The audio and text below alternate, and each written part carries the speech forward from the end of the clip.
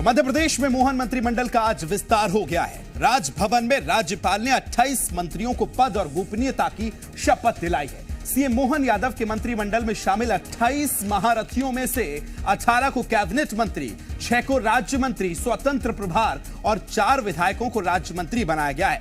मंत्रिमंडल विस्तार में नए पुराने चेहरों का तालमेल भी देखने को मिला, तो जातीय और क्षेत्रीय संतुलन का भी इसमें ध्यान रखा गया है। आज इसी पर करेंगे चर्चा, लेकिन उससे पहले देखिए एक छोटी सी रिपोर्ट।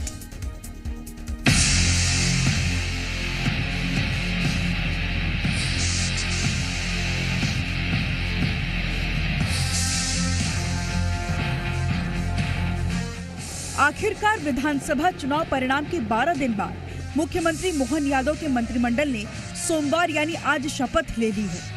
राजभवन में आयोजित शपथ समारोह के दौरान राज्यपाल मंगू भाई पटेल ने 28 विधायकों को मंत्री पद की शपथ दिलाई। इसमें 18 विधायकों ने कैबिनेट और 10 विधायकों ने राज्य मंत्री पद की शपथ ली है। मोहन मंत्रिमंडल में जातीय, क्षेत्रीय, युवा और अनुभव सबका ही खासा ध्यान रखा गया है। वहीं मंत्रिमंडल में 6 पुराने मंत्रियों को फिर से मौका दिया गया है, तो शिवराज सरकार में रहे 10 मंत्रियों के हाथ सिर्फ निराशा हाथ लगी है।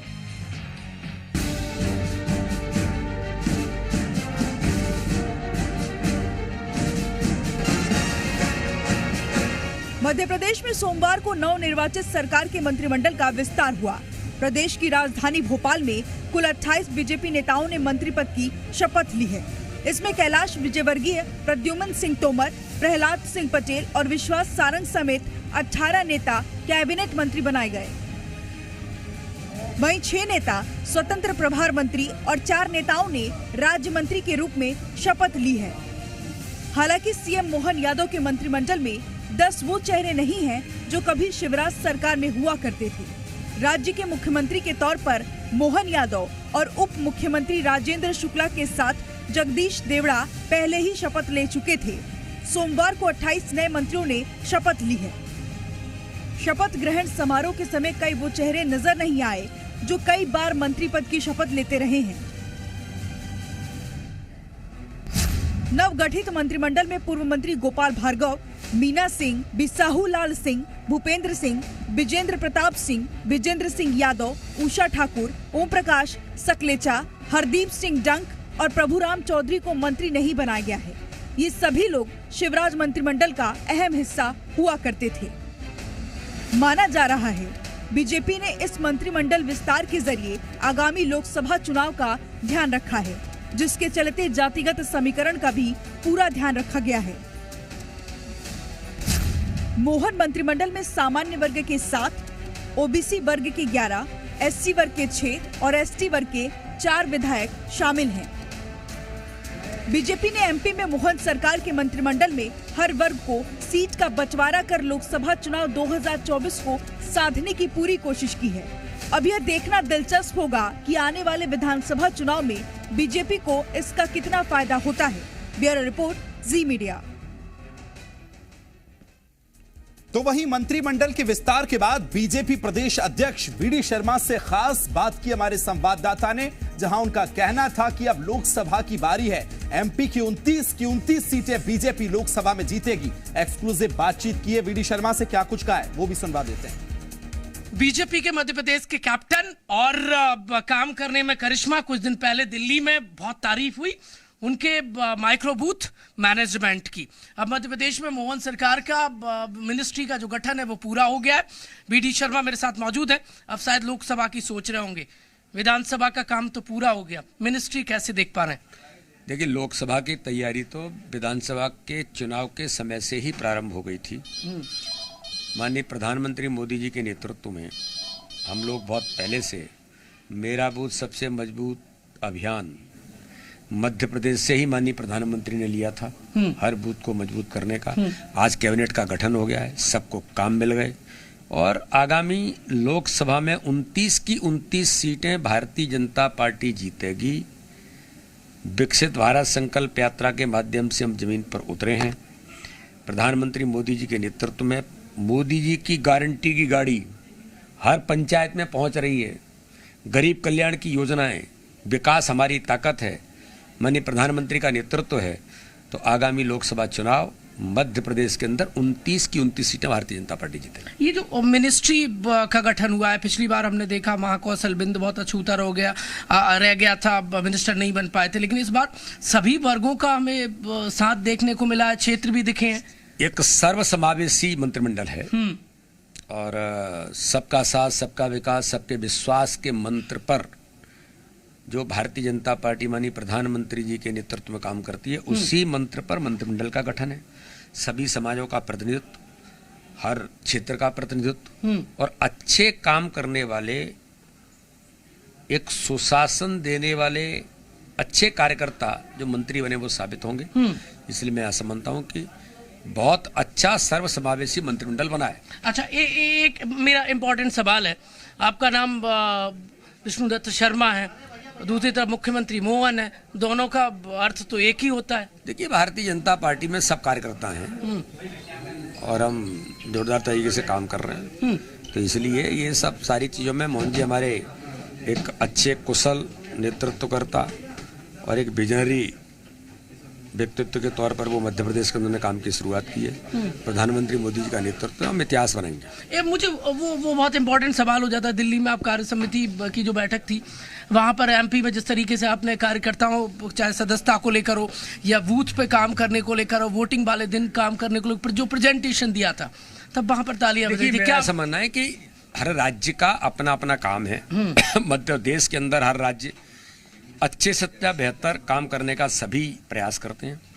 मध्य प्रदेश के अंदर भी चुनाव में हमारे कार्यकर्ताओं ने अथक मेहनत की, परिश्रम किया। अमित शाह जी का कुशल रणनीति थी, प्रधानमंत्री का नेतृत्व था और हमारे कार्यकर्ताओं की मेहनत थी। वो कठिन मैसेज आपने लागू करा दिया और इसलिए प्रत्येक बूथ को मजबूती के साथ 51% वोट शेयर जो अमित शाह जी बार बार हमें कहते थे, उसके नजदीक पहुंचने का काम हमने 47 पार कर गए। 48.62% वोट बीजेपी को मिला है। इससे हमें आगामी चुनाव तक अब 51 नहीं, अब 10% और बढ़ाना है। इसमें लोकसभा के अंदर हर बूथ पर 10% वोट बढ़ाने का संकल्प हमारा है, जो माननीय प्रधानमंत्री जी ने, माननीय अमित शाह जी ने, माननीय नड्डा जी ने हमें टारगेट दिया है। इस पर हम काम कर रहे हैं। बहुत बहुत धन्यवाद जी मीडिया से बातचीत के लिए। बीजेपी के प्रदेश अध्यक्ष विष्णुदत्त शर्मा से हम बातचीत कर रहे थे। मोहन मिनिस्ट्री का गठन हो गया है, अब कहा है कि तैयारी लोकसभा की शुरू हो गई है। कैमरामैन कैलाश मालवीय के साथ प्रमोद शर्मा, जी मीडिया। तो आपने सुना वीडी शर्मा को, और अब सबसे पहले आपको वो नाम बताते हैं जो पूर्व मुख्यमंत्री शिवराज सिंह चौहान के काफी करीबी माने जाते हैं, लेकिन मोहन मंत्रिमंडल में उनको जगह नहीं मिली है। सबसे सीनियर विधायक और प्रोटेम स्पीकर गोपाल भार्गव को इस बार निराशा हाथ लगी। पूर्व मंत्री मीना सिंह, विसाहुलाल साहू, भूपेंद्र सिंह, ब्रजेंद्र प्रताप सिंह, ब्रजेंद्र सिंह यादव, उषा ठाकुर, ओम प्रकाश सकलेचा, हरदीप सिंह डंग और प्रभुराम चौधरी को मंत्री नहीं बनाया गया। ये वो नाम हैं जिनको इस बार जगह नहीं मिली है और इसके बाद अब कई सवाल भी खड़े हो रहे हैं। खबर को विस्तार देंगे, सहयोगी मेरे साथ भोपाल से भी जुड़ेंगे और उन पर किस तरह से इस बार चर्चाएं जो चल रही हैं वो भी समझने की कोशिश करेंगे। लेकिन तुलसी सिलावट की अगर बात की जाए, विजय शाह की बात की जाए, गोविंद सिंह राजपूत, विश्वास सारंग, इंदर सिंह परमार, प्रद्युम्न सिंह तोमर का नाम जो शामिल है, इनका जलवा इस बार फिर बरकरार रहा क्योंकि मंत्रिमंडल में इस बार इनको शामिल किया गया। अजय दुबे भोपाल से मेरे सहयोगी मेरे साथ लाइव जुड़ गए। अजय, इस बार मंत्रिमंडल को देखा जाए तो 10 नाम ऐसे जिनको शामिल नहीं किया गया, कुछ नए नाम जो हैं वो शामिल किए गए। किस तरह से इस बार पूरा मंत्रिमंडल रहा है? देखिए, शिवराज कैबिनेट में 33 मंत्री थे, उसमें से 2 मंत्री चुनावी मैदान में नहीं थे, 31 को चुनावी मैदान में उतारा गया था और 12 मंत्री ऐसे थे जो चुनाव में हार गए थे।